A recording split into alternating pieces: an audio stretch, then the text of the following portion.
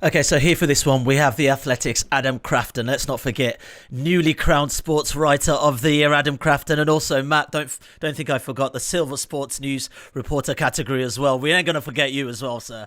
Congratulations to you both. Right, let's talk about this series. Right, men who want to buy English football clubs, and it's been running across the Athletic all this week. You've both contributed to it. So, Matt, let's start with you on this one. What has this series told us about the characters who want to get involved in owning English football clubs in particular? Well, look, I mean, there's an awful lot of clubs out there. There's lots of buyers, good, bad, and indifferent. People get into it for a whole host of reasons. There is no one type of buyer, and I'm afraid to say there's no one type of rogue buyer either. You know, they are motivated by different things. What have we learned? Well, look, owning a football club is pretty cool, isn't it? It's pretty exciting. Particularly if you weren't sort of good enough to play the game, it's sort of like the closest thing, right? It's competition, it's exciting. It makes you famous, so that's good if that's what you're into. It can, so it gives you a platform if you've got something else to sell, perhaps. Football clubs often come with stadiums and bits of property.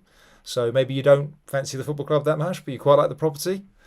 Football clubs are cash businesses. Cash businesses like nightclubs and taxi ranks and all that sort of stuff are quite good for laundering cash. That could be attractive to a certain type of person. Another type of laundering, connected to the sort of making you famous thing. It can perhaps distract attention away from something you don't want us to talk about.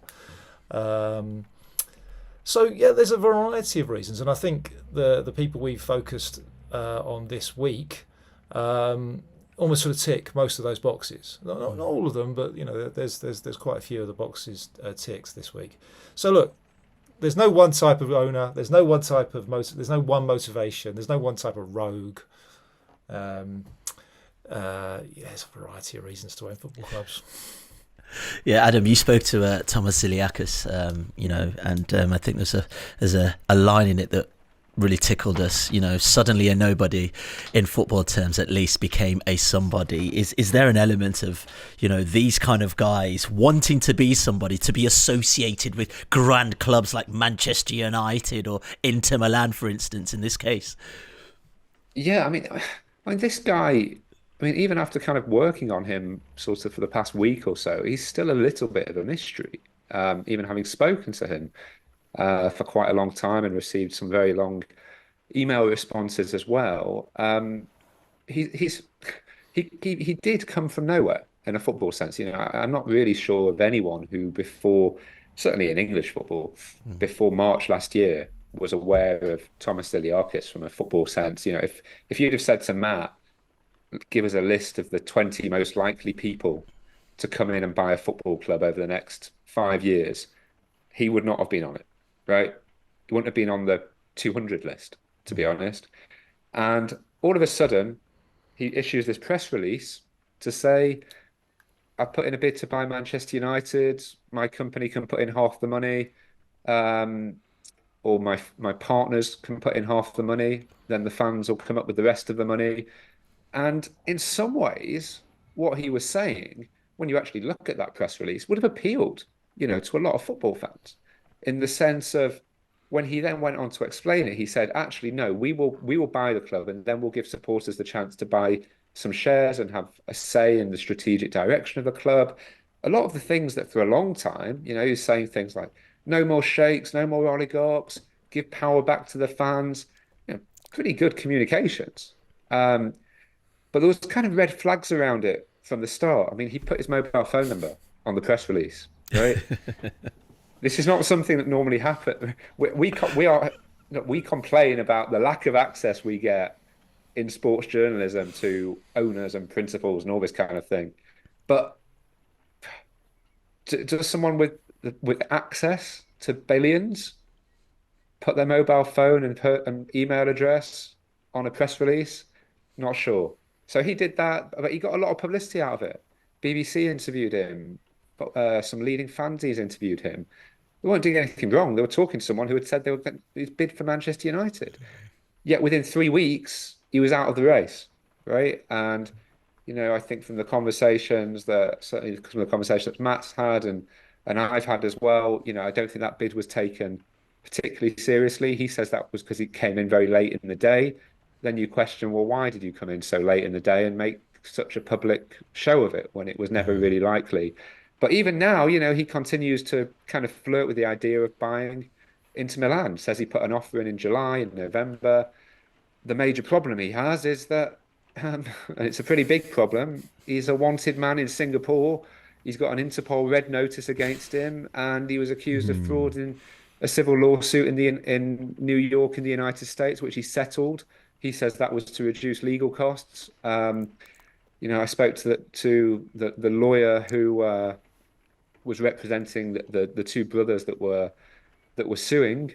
And they have a very different take on that, which is, that they say, that what's going on now in Singapore justifies the action that was being taken at the time for, in alleging fraud. So very, very kind of fascinating situation. But I still couldn't really tell you now, because I suppose it is still a live thing, right?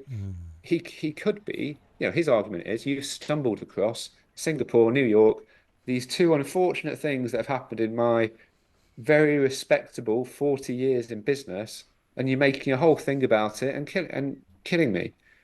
But they're pretty big things if you want to own a football club, right? And the, the the upside, I suppose, of owning a football club could be associating yourself with these major brands, giving businesses that you're trying to raise capital from the perception that you're very successful and credible.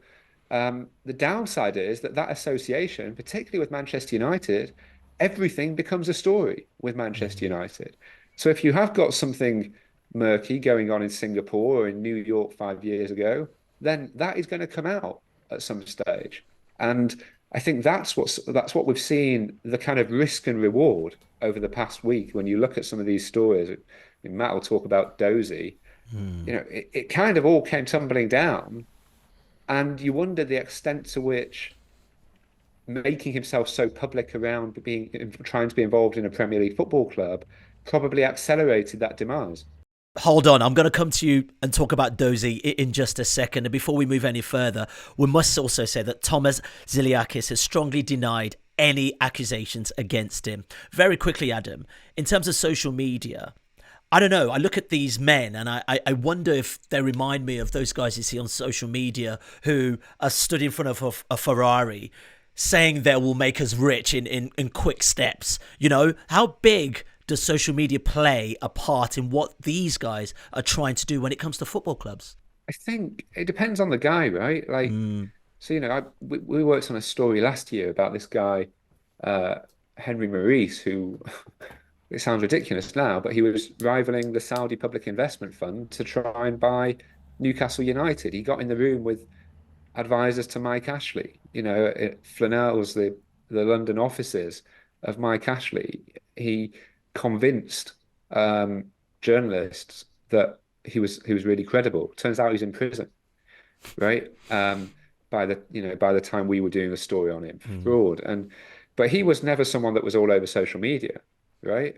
So not everyone uses it that way. I think Zilliacus has used social media in quite an interesting way. He's used some kind of paid for news wires to put out a certain perception of himself. And on social media, he started. I think he realized that with a fan base like Manchester United, if you use two or three buzzwords, the main one being the Glazers are bad, and let's get in a Twitter space and talk about how bad this sales process is, and here's the things that we could do to change the club. Oh, and by the way, Sheikh Jassim and Sir Jim Ratcliffe, yeah, I'll go into business with both of them. If they need a partner, I'm here, right? If they need a front man, I'm around. I'm not rivaling them. I'm here. We can do this together. So I think some of them do use it that way, but also a lot of them that don't use social media at all, actually, and almost hide from social media because they know that actually with a little bit of scrutiny, because there's some pretty good kind of startup amateur journalists on Twitter now. From every club has every football fan listening to this will know that one supporter from their club who you can trust on the kind of the football business, right? Everton fans have the Esk, right? There's other ones that I think every supporter will know, or this fan knows what he's talking about. And if he's digging into this guy, then there's going to be an issue here. So, I think the social media side can be a risk as well as reward for them. Matt, come on, roll your sleeves up. Let's talk about Dozy Mmobuosi, the Nigerian businessman who wanted to buy Sheffield United. And I was fascinated by this because if he did go through with that deal, he'd have been the first ever black owner in English football, really. So history potentially being made, but not all is what it seemed. No, I should probably just correct something in the story there. The whole would Dozy have been the first black owner of an English football team? I think it was really more, that was very much what he was sort of trying to bring to the table, and very particularly black African, Nigerian. This was very much sort of part of his pitch, that it would sort of signal this, one, a good news story for the UK, how open and tolerant we are, but also just the rise of Africa, Nigeria being a significant player on the global stage, blah, blah, blah, kind of changing the narrative around Nigerian businessmen. However, he wouldn't have been the first black owner of an English football team. Ben Robinson owns Burton. He owns 98% of Burton. So, respect to Ben. He does a fantastic job there. Right. Dozy, of all the things I said in my first answer, is probably the most complicated scam. And I really feel like I've only told a sort of fraction of the story. We are a football outlet, and I focused on Dozy and his attempt to buy Sheffield United, but it's a big scam. And I think, I know there are some people already writing about it. The most notable being Hindenburg Research, who really took him down. Now, they are short sellers. They take bets on companies that they don't rate. They look for frauds, and they bet against the share price. And they absolutely took Dozy and his company to go down. Others were already on it. A guy called Tom Winifred who writes, he's the same sort of thing. He writes for a site called Share Profit. So he was an early. He got onto Dozy quickly. Now, he's simple though for our purposes, in that I think he hasn't been convicted yet, but the DOJ success rate is remarkable, and the SEC have jumped on with a civil suit, and there's a 72-page indictment there. There's a 9-page indictment from the DOJ. I've spoken to at least a dozen people that were sort of unfortunate enough to work for Dozy. They're all owed money. It's at least a 4 or 5 year scam, the American part of it, but he's been a grifter all his life. And, I'm pretty confident in saying that. What he was trying to do, I think, was a pump and dump share scam. And he was using football, and I've got to be honest here, football journalists who can be a little bit sort of, we're all rushed, we're all trying to sort of, get stories out there. And sometimes we don't have time to do background checks, particularly if it's a news story. And there is a bit of a habit of saying, well, there's a billionaire that wants to buy his football club. Boom, that's the story, isn't it? Oh, he's a Nigerian billionaire. Oh, he's a tech billionaire. Oh, he's got a company over that's on NASDAQ that's worth 7 billion. And his personal fortune is worth. Suddenly it's like becomes a bit of an arms race to sort of big up your story, because that's what people want to hear, right? Oh, my football club that's in trouble is going to be bought by a billionaire. Not just a billionaire. This guy's got 5 billion. Oh, right. So there was a bit of that. And that every time someone wrote that, that's a positive story about him. It's a free advert for his company that he has just done a reverse merger with another rubbish company, and they're on NASDAQ, so he's going to be selling shares, right? So he's in sales mode. So the number of times he gets people to say he's a billionaire is just a win. And it was a remarkable number. It started before the connection with Sheffield United, to be fair. So he managed to get himself photographed in GQ Africa. He had this foundation. He threw a ball at Dorchester. He got Naomi Campbell there. He got famous Nigerian politicians there. He got Akon there. He's a con man, right? And he convinced a lot of people. He started bidding for things, chasing things. Sheffield United was just part of it. In some ways, to go to Adam's answer before, I think it might have been a tactical mistake, though.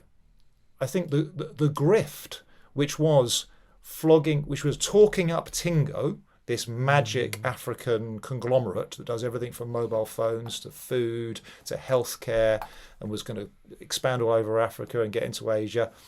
That was the grift, right? And he had co-conspirators in that. And the football bit did actually attract attention. So he got that burst of publicity. CNN, the BBC did him. Rio Ferdinand did him. Loads of people did him. The Times. Lots of people told his story.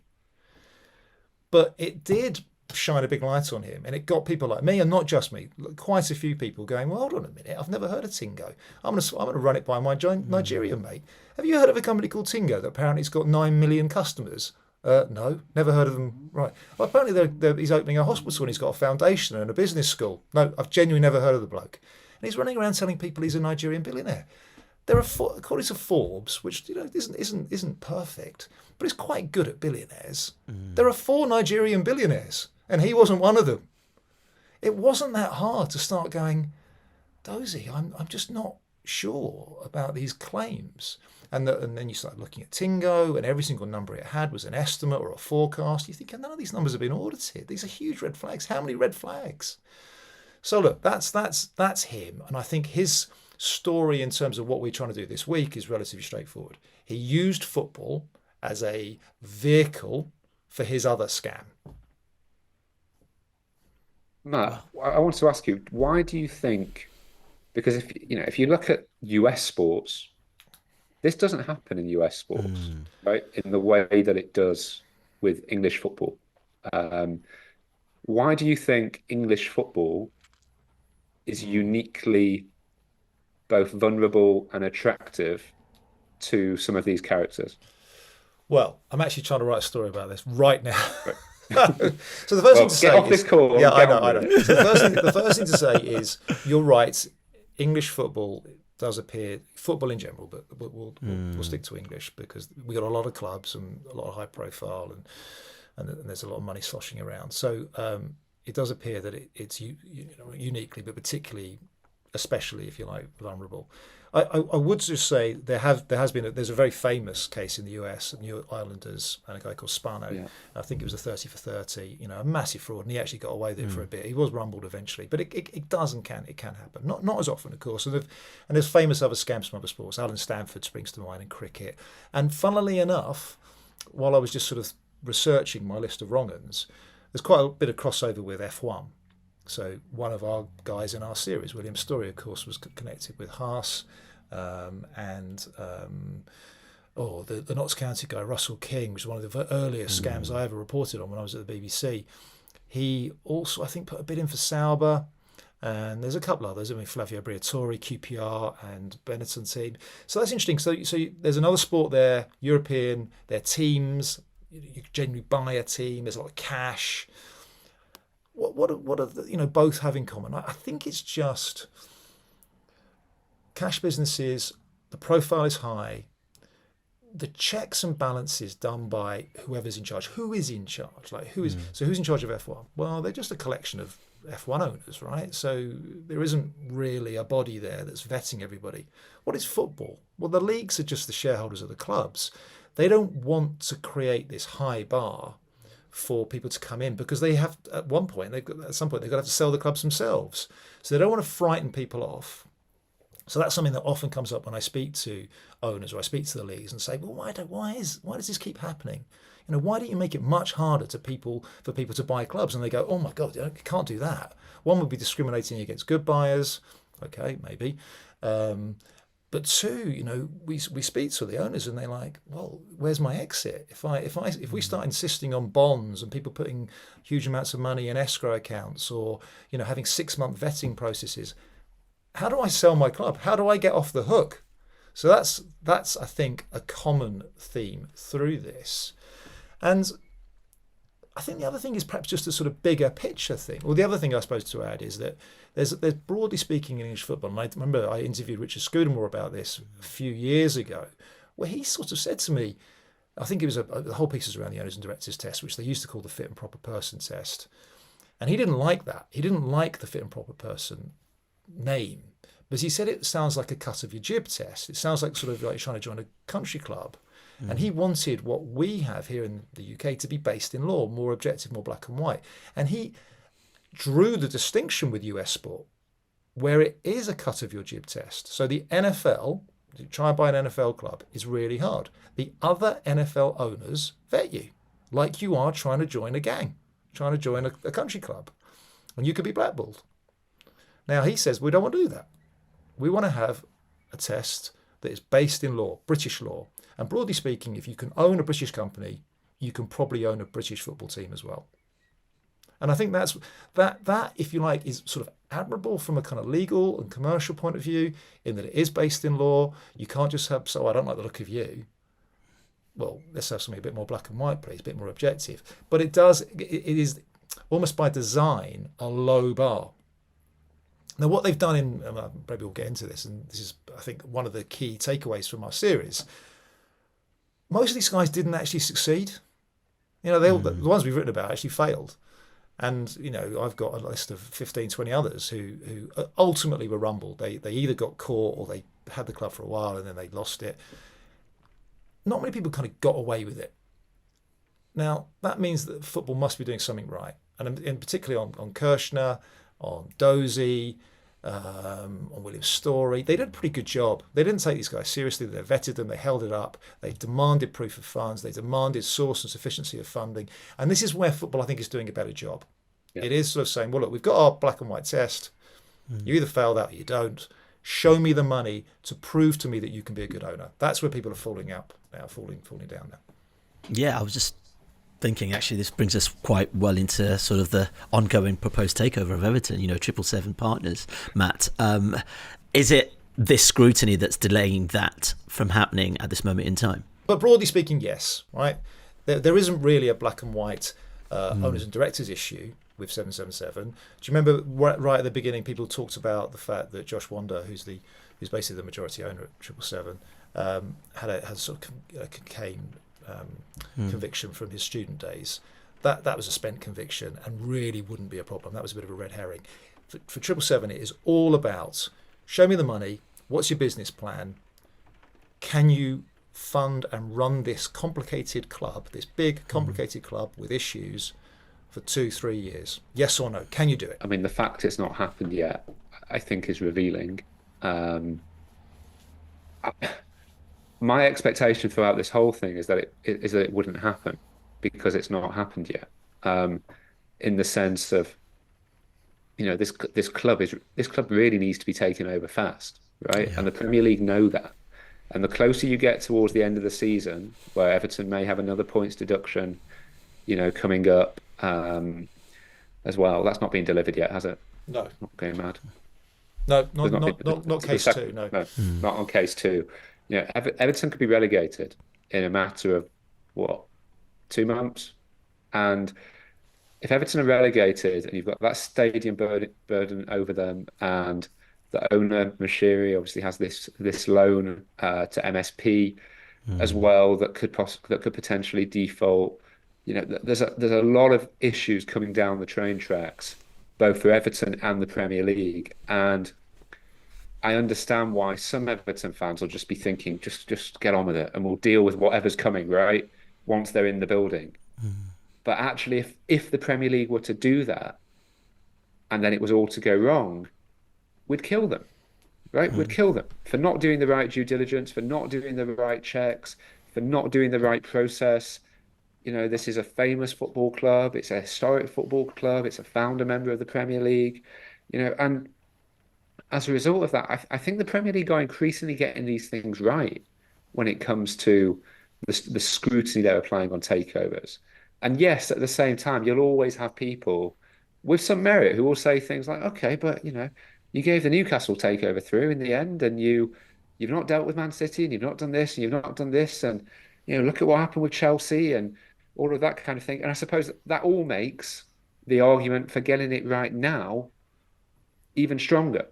Really, because you don't want another one of those sorts of coming down the line where you're saying, yeah, we just got on with it and found a way through it. So my instinct is still, if it's taken this long, I wonder why it's not happened, right? It's a bit like with a VAR decision, right? If they're taking that long over it, there's probably something not right about it. On the other hand, Matt, you'd also think about stuff that's happened with Bury, Macclesfield, Derby County, and you have a chairman who's basically had enough and gone, right, I'm done. Adios. I mean, what can protect clubs from that as well? They wash their hands over it, right? Well, we've got into liquidation. Sorry. Next. Yeah, it's really, really, really hard. And there's quite a list there. I mean, Bury is a good example of what I think Adam's getting at with 777. I'm not suggesting 777 are going to fall apart. I'm just saying this is a potential thought. Bury were already in trouble. The previous owner, I think, was called Stuart Day. They'd been running too hard. They'd gone up. He lost control of the finances. He lost control of his own personal business. And a guy called Steve Dale came along. Now, Steve Dale should never have been allowed to buy that club. But at that time, there was the football's light touch approach to vetting owners was particularly light. And there was a classic case of, frying pan fire there. 1 year after Steve Dale's ownership of Bury, they were out of the league, effectively bankrupt. He's actually now declared bankruptcy. And we know what happened to Bury. They sort of basically disappeared, and thank God a Phoenix team started. But why did we go through that? Why was Dale allowed to do that? What was his plan? What was it really about? People talk about it now, and what was he trying to do there? Was it a property scam? Was it about the car park? Who knows? It's all a bit small time. And I can give you another 10, 15 clubs where the same thing's happened, where they've been caught almost in a vicious cycle of bad owners. The club is permanently a distressed asset, right? So good owners steer clear, and you only get kind of wrong uns or people who are just reaching. They just can't afford it.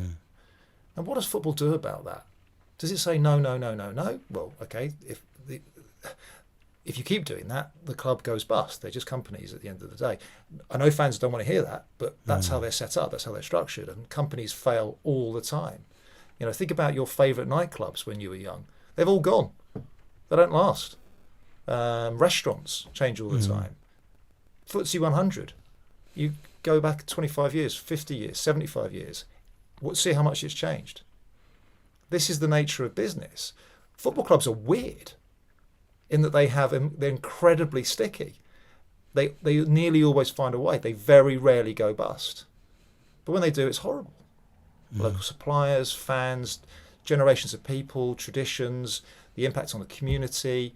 I mean, it's massive. That's what kind of keeps them alive as well.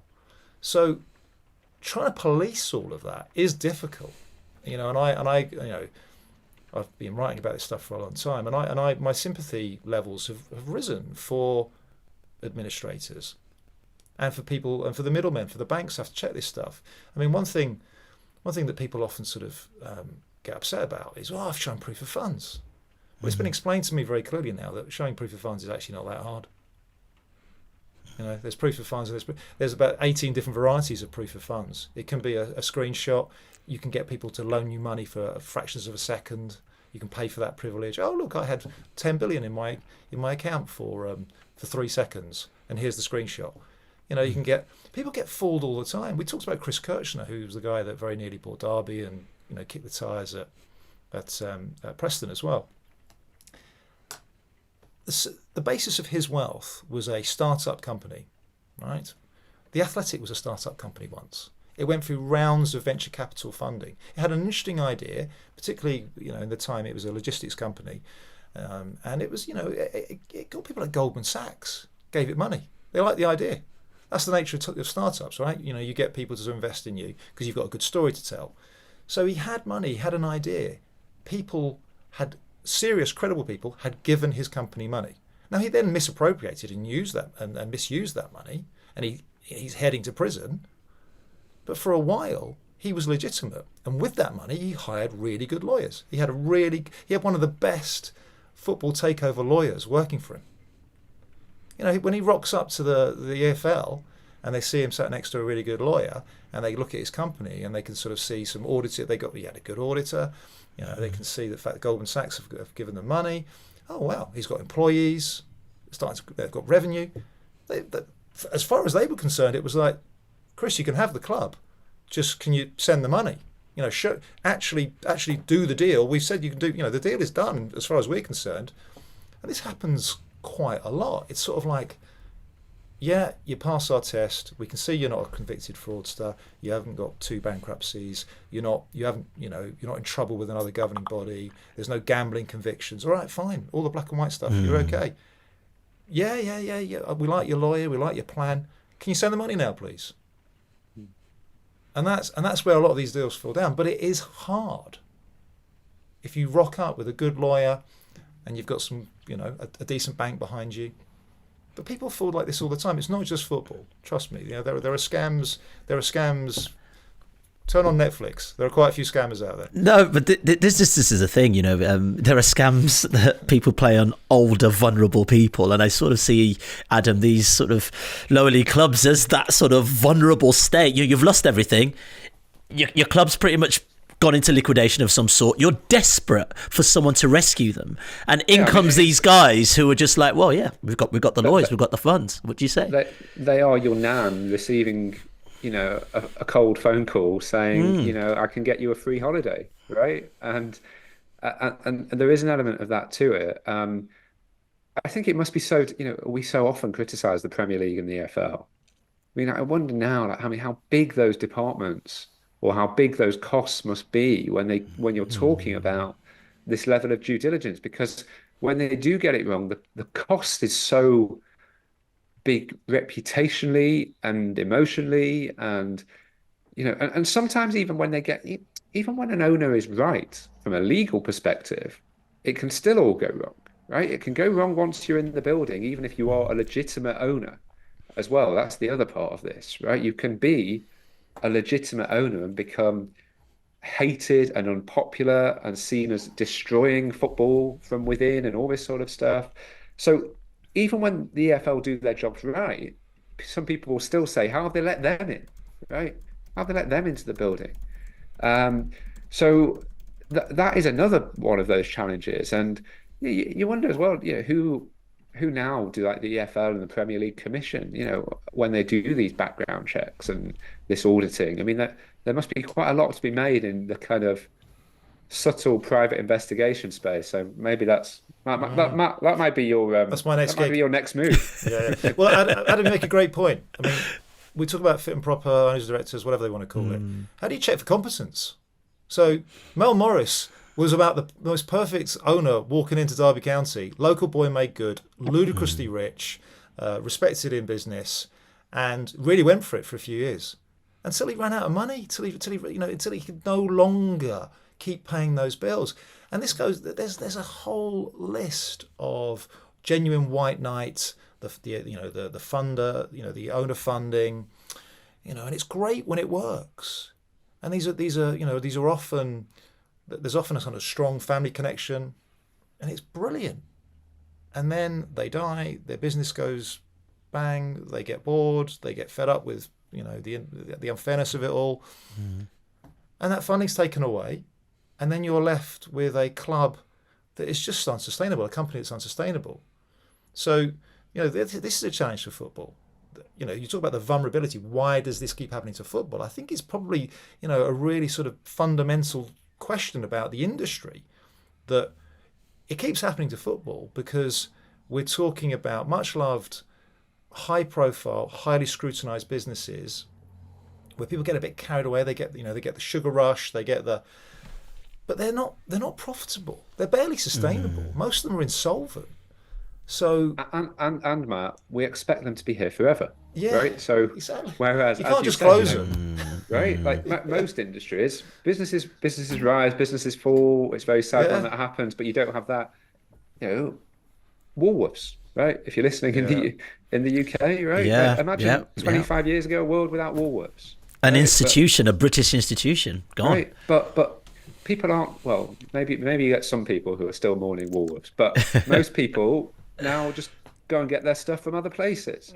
You can't do that with a football club, and so take a club like Wigan. They had what many people thought was a kind of a perfect ownership, local guy. Dave Whelan, cared about his town, cared about his club, invested in Wigan Athletic, was into his rugby as well. But his problem was what was going to happen when he got older. And it was in the end, kind of his grandson got involved, and he just they couldn't sustain the cost of it, and they didn't want to sustain the cost of it. There came a point where the family wanted to move on from it, and unfortunately, they made a really, really, you could say, bad choice in the sale that they made, but equally it was approved at the time. It looked right at the time. Everything that there was a business plan that looked good, and it nearly drove them out of business in the end. So I think the longevity of clubs as well is another problem. The fact that these clubs have to exist forever and won't remain under the same ownership forever. So even if your club currently, what happened to Brighton, for example, when one day Tony Bloom decided he'd had enough? Brentford, we've heard recently, might be on the market. These clubs that we say are so perfectly run, they are now sort of major, pretty major clubs in the sense of English football. So you'd expect they would get some form of decent bidders coming in, but there's no guarantee of, as Matt says, of the competence. And we're seeing that with Chelsea. When you looked at that Todd Bowley bid, when he came in, owned sports teams in the States, backed by Clear Lake Capital. Yeah, of course. Like, some people would have looked at it and thought, well, I'm not sure if they know that much about soccer. But I think most people looked at it and thought, it's probably as good as you're going to get in that situation, right? Where you are basically up for auction. And now you've got, they're kind of being caricatured on cartoons as absolute amateurs. And that just shows at every level of the game there. So we're talking, from Chelsea to Bury, that you're talking about different questions. First of all, the legality, then the approval, but then the bit that nobody can really ever test for is competence. Matt, so what is in it for then if you are legitimately wanting to buy a lower league team? Is it the kudos of taking them up to the Premier League? I want something for the fans. Can we keep some dreams alive, please? Yeah, no, sure. Absolutely. Again, we've done pods on this, haven't we? So look, we've spent a lot of time talking about all the bad stuff, and let's be honest, bad news tends to do quite well. And we really could do 2 or 3 weeks of this stuff, 3, 4, 5 weeks of this stuff. I was reminded of stories I'd forgotten about.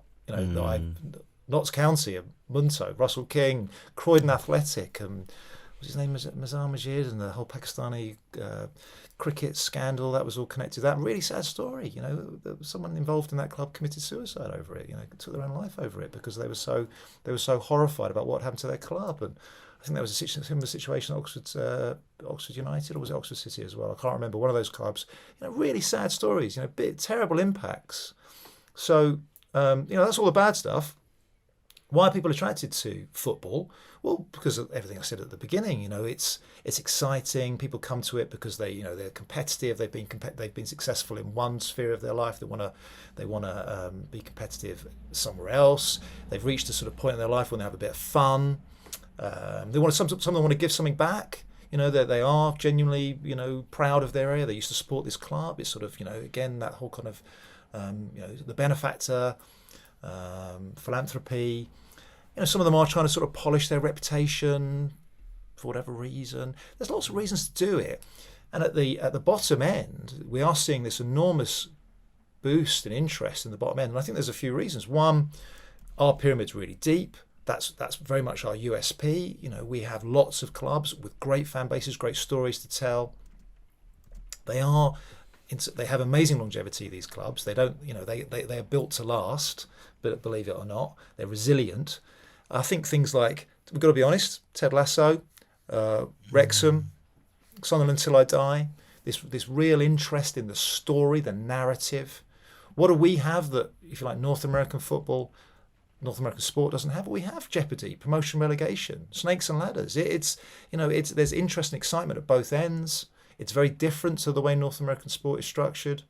So that's interesting. There's an awful lot, again, we get into sort of kind of economic structural stuff. There's a lot of money swashing around out there. We had low interest rates for a while. Private equity, where does that money go? There's interesting returns. in sport. Sport's become an asset class. I mean, that's another whole podcast. You know, people are making serious monies in sport in North America. Then you've got the whole interest, of course, from the other side of the world. What's the Gulf interest, and prior to that, China. So there's always going to be an amount of money out there that is going to be interested in sport, entertainment, that kind of cross section, whatever that is, and people care about sport. And when people care about something and are willing to pay for something, there's always going to be a business case for it. And I think the interest at the bottom end is, to me, is fascinating, because I think people really quite like the promotion, relegation, the pyramid story. They love the idea. The clubs are cheaper down there. They're available. There's lots of them, and you can go on a journey if you get it right. So, here's a good news story from the other day. I hope it seems good news to me, and I hope it continues to be good news. Ipswich Town. All right. So Ipswich Town were one of these sort of kind of stalled clubs, sleeping giants, whatever you want to describe them. A US pension fund bought them. Now, at the time, people were like, hold on a minute, why is the Arizona sort of public firemen's and policemen's pension fund buying Ipswich Town, particularly when they're in League One, and paying quite a good price for it, quite a big price for it? Well, they get promoted. They're well run. There's a good vibe about them. They might go up this season to the Premier League. Wow, they've just sold 40% of the club. The values them at £260 million. That's a remarkable figure to pay for Ipswich Town, and an incredible uplift already in this pension fund's bet. And by the way, they've sold it that 40% to another American private equity firm, who are clearly looking at it and going, yeah, I like that bet. So look, there are good news stories out there. As Rochdale, thankfully, I think are going to end up with a good local owner. They've been through the mill, and they've those tires have been kicked by quite a few rogues and rascals as well. So there are good stories out there. All right, let's end it there, gents. I really appreciate your time, Matt, Adam, and also don't forget to check out the series Men Who Want to Buy English Football Clubs on The Athletic right now. Don't forget to rate and review us, and Michael and the team will be back tomorrow for the weekend preview. Thanks for listening.